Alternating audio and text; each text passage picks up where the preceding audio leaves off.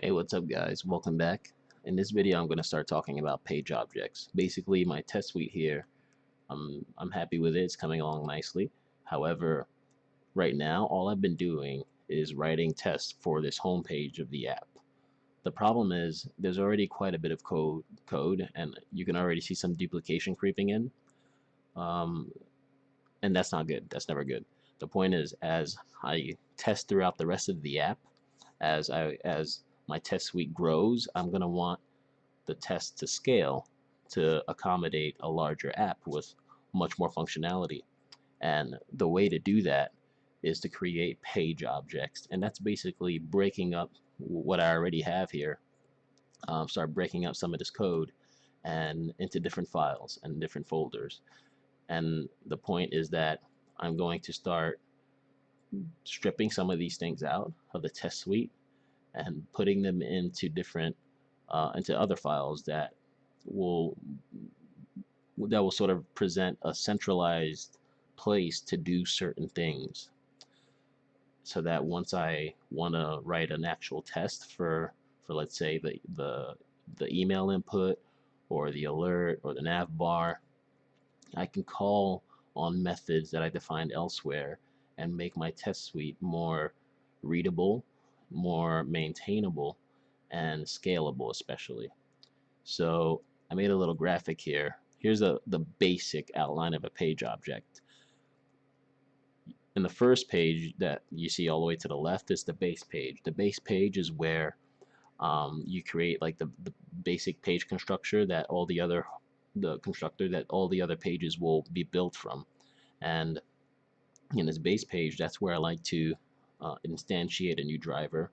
First of all, that's where I require Selenium WebDriver and some of the basic methods that I need, and that's where I instantiate the driver. That's where I create methods, usually like kind of like helper functions that wrap some of the basic and most commonly used WebDriver methods that I usually make, and then I wrap these in custom functions. So in this example, you might see that I have a visit, and all that does is wrap around the driver get command. Driver quit to quit the driver instance, and then find that wraps around the driver dot find element, etc. Because I don't want to always have to type that. What I always try to do is I try to define as many of these as possible without bloating this base page. I try to define the most important ones and most commonly used ones, so that when I actually build a new page object on top of this, I don't want to have to use, um, I don't want to have to call driver. I want to just start using the custom functions that I created here and using them in my home page. So once the base page is done, I can create any number of page objects on top of it. So in this graphic, you see the home page object, and here you see I just append methods to the prototype. So when I do page.prototype.signup, then I call my visit function from the base page, the find function, and maybe a click function. And then that's how I write my steps. It's already much more concise and readable. So so visit URL, find input, click the button. That's already much more readable, and that's all under the sign up flow. Then I have page.prototype.clickNav, and there I do something similar. I visit the page, I find the nav that I want to interact with, and then maybe I have like a click all function, and then I tell it what I want to click through, and it'll click through the whole nav bar. Finally, in the third page in this graphic, that's the actual test suite where I can describe the home page, and then I just say it can sign up, and then I just call page.signup. It has a working nav bar, then I just call page.clickNav.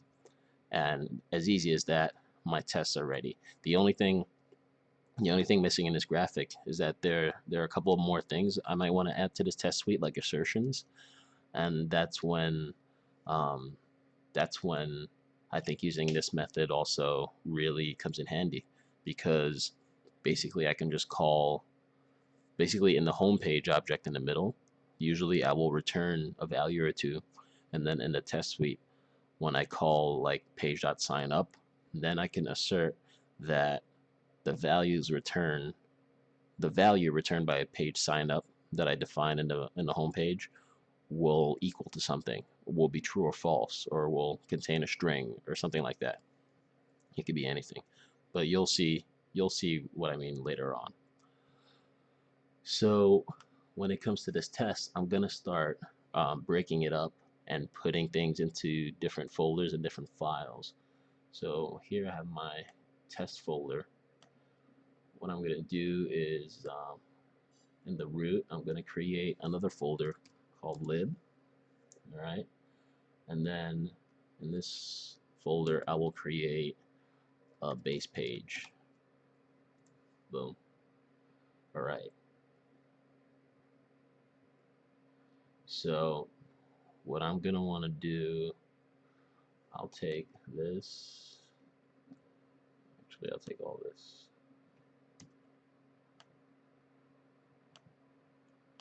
Delete that. Okay.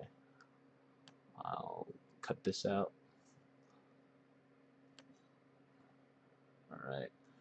Now, this might be new. I don't think I included this in the other videos, but basically, there's a bug in the latest version of Chrome when it upgraded itself. Suddenly, my tests stopped working.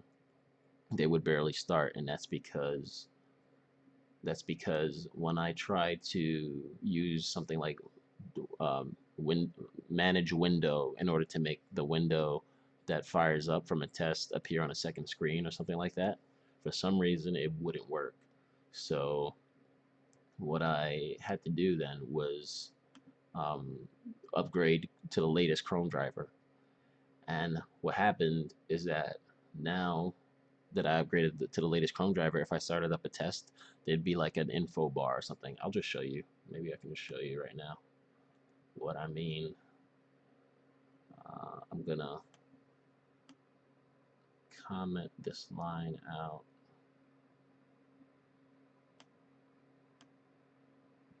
Can I get away with that? I think I can get away with that. I don't think that'll throw an error. So if I do mocha test, see this thing here? It says your browser Chrome being controlled by automated test software. So I wanted that to disappear. Everything still works, but the way to do that was to call Chrome, WebdriverJS, create a new Chrome option, and then add arguments. And you can do like start maximized here or something.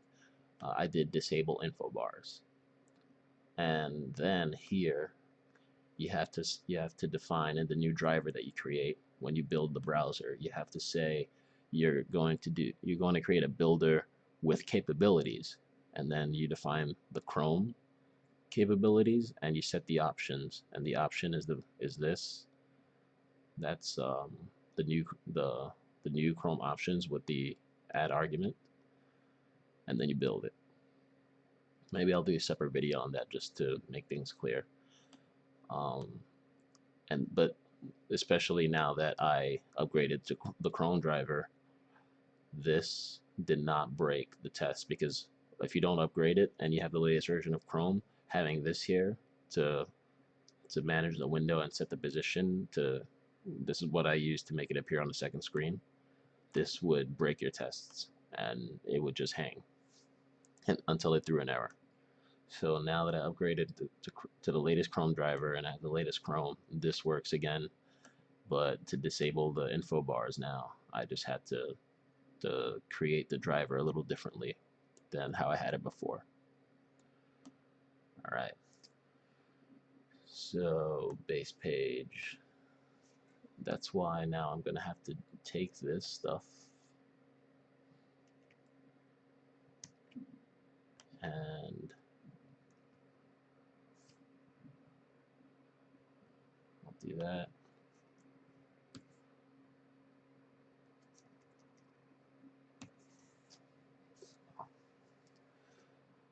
All right.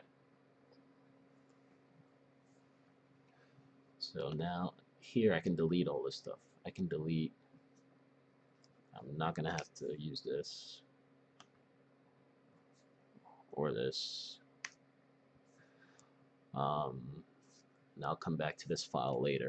Right now I'm just gonna build the BasePage class, BasePage object. So now I'm gonna create var page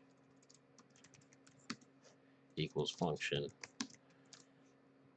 and now I can start creating all the different methods. So I'm going to create the driver, and the driver will be built in this way now.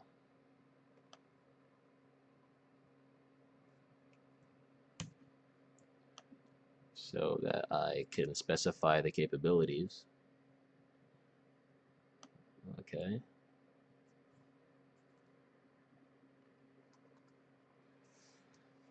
And then I'll say, basically, for every method, I would normally have to do this now, this driver, and then say driver find element or whatever. And I don't want to have to type this dot driver every time. So I'm going to say that simply put the variable driver will equal this dot driver. And now I don't have to type, I can just type driver.get instead of this dot driver.get. So the first function I'll make is a visit function, the URL as a parameter, and that will return driver.get the URL.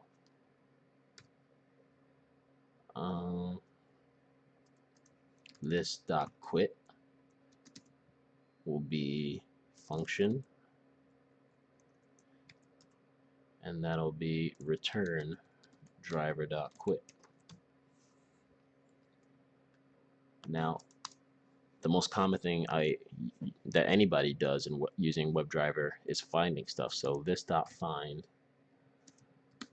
function an element as a parameter, and then return, actually no, driver dot wait until element located, and then I'll say by CSS L, that's the parameter, and timeout 5. And now I can return driver.find element by CSS L, and that's it. So for this method here, I want to have a wait. I want to wait so that I don't have to keep defining custom waits. What did I do here? Okay, cool. A lot of times in the app, I'm gonna have to wait for things to happen before I can find an element. So it's very handy to create a custom find method, and usually that method will start with a wait. All right. I mean, for some apps, these methods can be, a find method can mean a lot more work before returning the eventual element. But for this app right now, all I want is to tell WebDriver to wait until it locates it and then find it. So it doesn't freak out if it doesn't immediately find the element because of a slow loading JavaScript DOM element or something. All right. What more?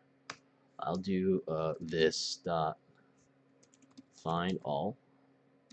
That'll equal function, and that's to find multiple elements. So again, this time I'll copy paste. Actually, I'll copy paste both of these, and except that the difference will be find elements. That's to find multiple elements. And finally, I'll do one more. This dot write function It'll take an element that I want to target and the text I want to write in that element, which will usually be an input, and then return this dot find. I can already use my find method that I just created, L, and then send keys, txt. It's handy to return each of these methods so that you can chain them. Like if I didn't have return driver here, then I wouldn't be able to chain the send keys command to my find method. Alright. Now that that is created, let me see if I can already test this here. So what am I gonna do here? I'm gonna require this newly created page that I made, var page will equal require, and we'll go up one, lib, and then it's BasePage.js. I don't even have to do that. Okay, but now I need to change all this stuff. So I'm going to take this out. I'm going to delete this driver here, but I'm going to say page, lowercase page equals new page. Okay, let me let's do that here. Page. So one thing I forgot to do here, very important, is export the stuff. Exports, and then I'm exporting page.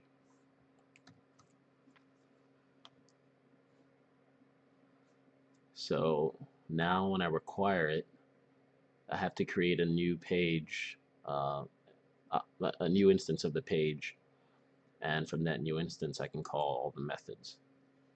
So what will I do? So here, if I just do this now, this won't work. Let me try. Let me just test something.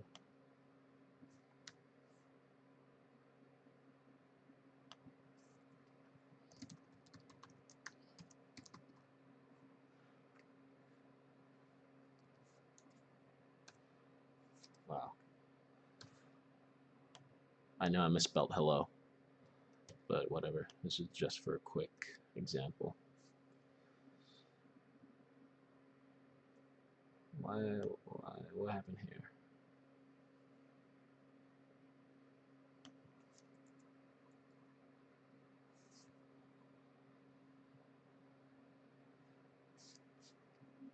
Okay.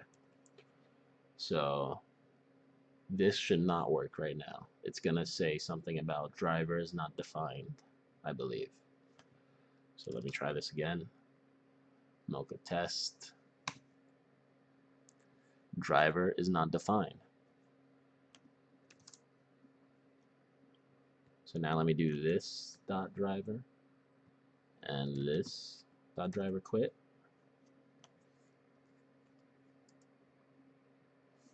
Cannot read. Cannot read. Oh, okay. Sorry. That's not gonna work here actually, because before each test case, this dot driver needs to. Let me see if what happens if I move this.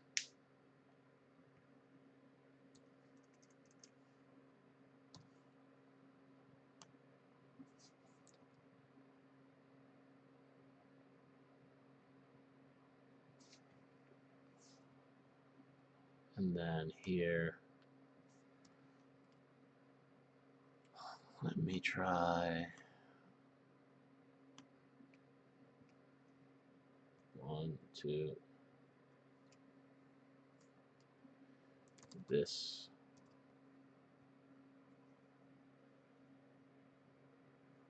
Oh, and I would probably have to visit the page, right?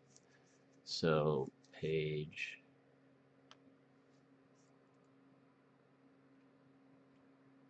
Actually, let me redo all this. And sorry guys. So from here I can do page.driver instead, just to test this out. And then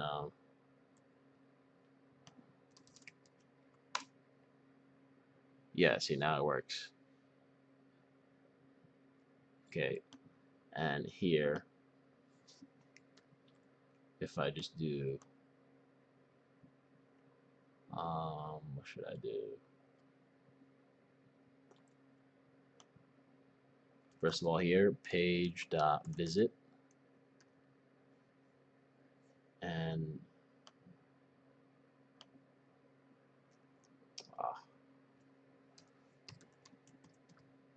it was library app Firebase app.com. All right, and then these won't work unless I do this.driver. Okay, because now before each of these, a new driver instance is created, and so now when I'm calling this, we're calling this instance here. So the driver from this instance created right before the test now call find element. So let me also do that here. Oh, that shouldn't happen this way. Huh. Okay.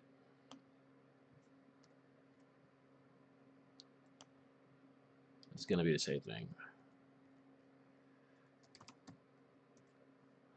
And now let me test this. And it's not working. What is it saying? Of undefined. That's interesting. I thought that this would wrap. I guess I have to call page for each one of these then. Misunderstood that part.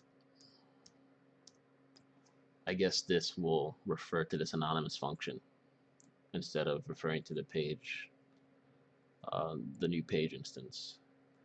So I'm going to delete all those and do page. And now it's going to work.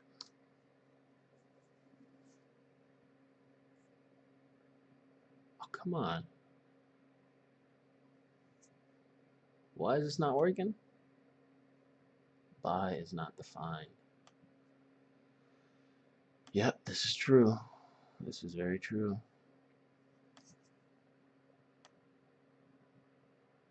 I still need these right now just for this. I'm just trying to test that this works, this like inheritance of the objects works. So, but since I'm calling all these elements here like by and until doing until here, by here, I still need to require them. So basically,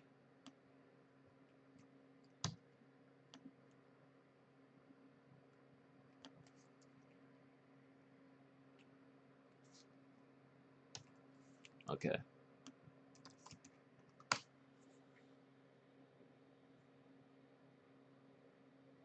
See, now it works.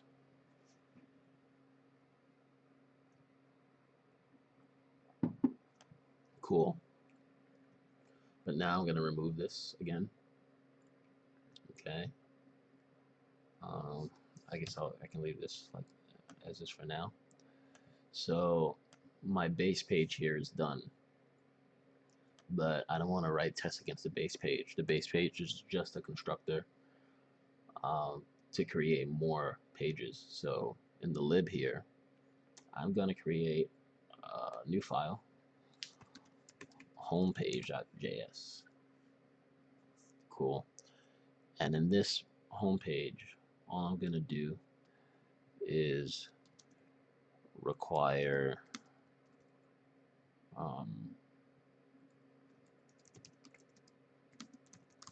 the base page. So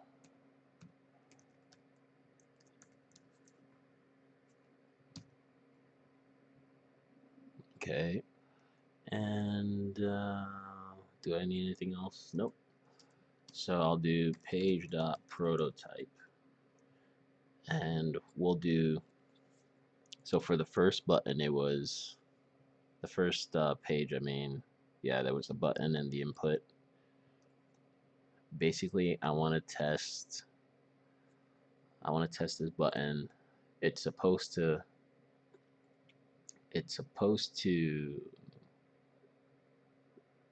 be disabled and then be enabled, and the opacity changes. Oh, let me test the opacity. So let me do request button. All right, and what I'm gonna do is do this dot write,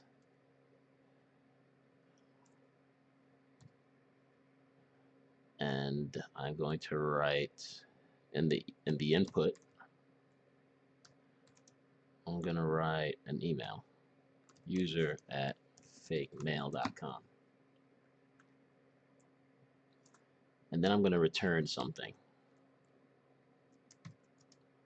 I want to return the opacity. So opacity, this dot find, and that will be the button. It was button large, right? btn large, and I'm gonna want to get the CSS value of that. Get CSS value, and I specify what the value is. It's opacity.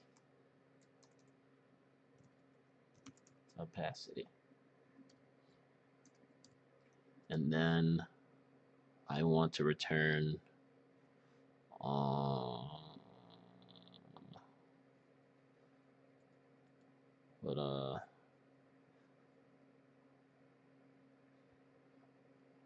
I want to return, for now, I get the state of it, because it's either enabled or disabled. So this dot find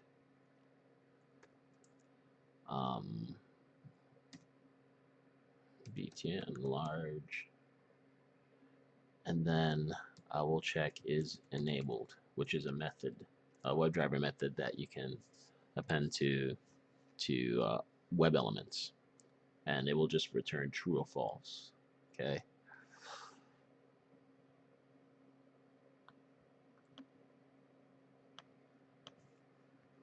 Because of this, now I can test the two different things that are supposed to change from this button.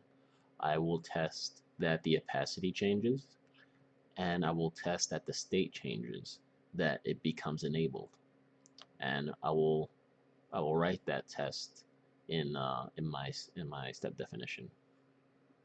Okay. All right. The next one I'll do page.prototype, and I guess I'll do click submit. Yeah, click submit equals function, and this will just be a method that returns this find btn large, and just clicks it. And then after it clicks, then we should see the alert. So page prototype, it was the alert success. That equals a function. And now I can just do this request btn, because that will fill out the form, the email form. And then this dot click submit, and now return this dot find. It was alert success, and then get the text. Cool. So I think that's it for this page. And module.exports, it will export the page. I forgot to capitalize this here.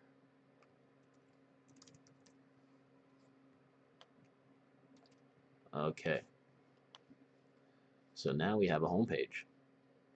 And now I can call these methods in my test. Let me drag this here now. So instead of requiring the base page here, I'm going to require the home page.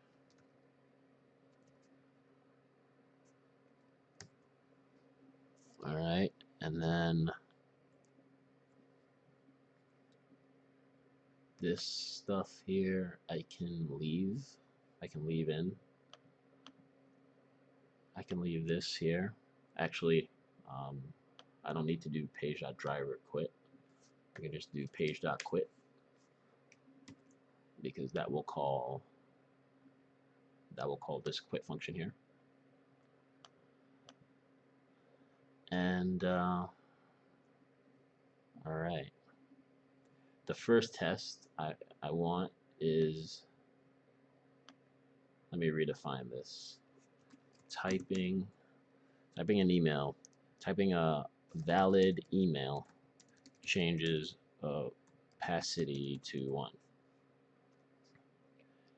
And now let me delete all this. I will say var btn page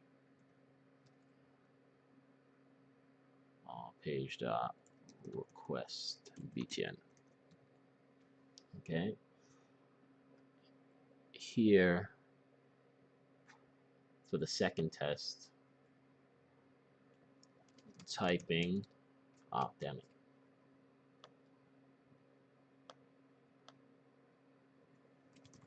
Typing a valid email enables request button.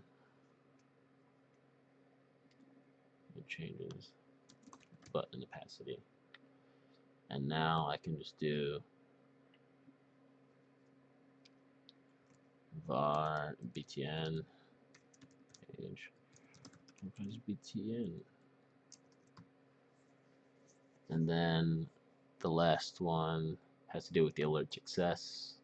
So clicking request invitation should trigger a confirmation box or alert.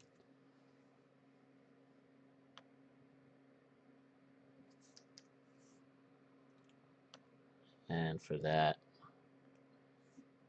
you can do var alert equals page alert success.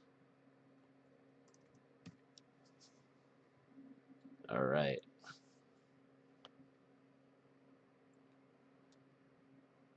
I can save this. And now look at our test. I mean, we went from all this stuff, from this to this, which is a lot cleaner. We have 3 tests and they're a single line each. We have a page object that's very readable, and that is based off of this base page.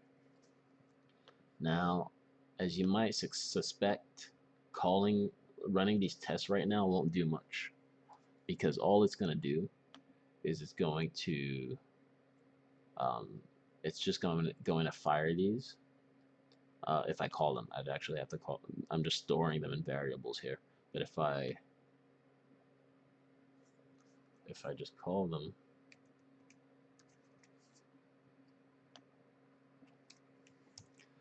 it will just fire these methods. And the tests are supposed to pass just because the methods were able to fire. But there will be no way for Mocha to know what's supposed to happen once these methods are triggered. So let me run this.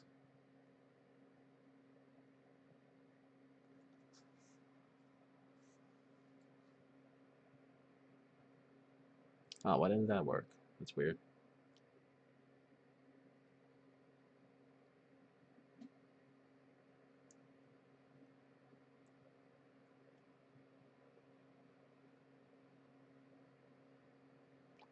Let's see what it says. Waiting for an element. Waiting for element to be located, but enlarge. Oh, here, I forgot the period to make it a class. Ah.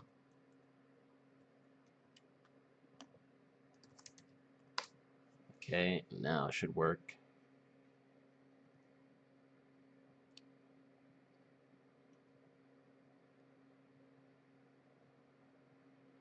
Awesome. So that worked, and that was awesome. The only thing is, like I said, we have no way of knowing whether or not what Mocha has no way of knowing whether what we wanted to happen actually happened. All it knows is that it fired those methods successfully. So that's why in the next video I'm going to talk about using an assertion library. And I'm not going to use the default node assert. I'm going to be using chai and something called chai as promised. And I'll do that in the next video. But for now, this was an introduction to the page object pattern. And let me just break this up into windows.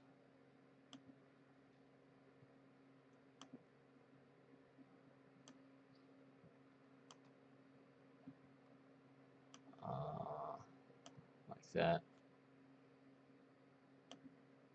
Okay. There you go. I think now, hopefully you can see everything. Let me just zoom out a little bit. Hopefully you can still read that. That's readable to you. All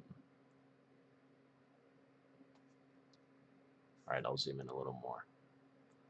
But now you can see side by side how simple this was.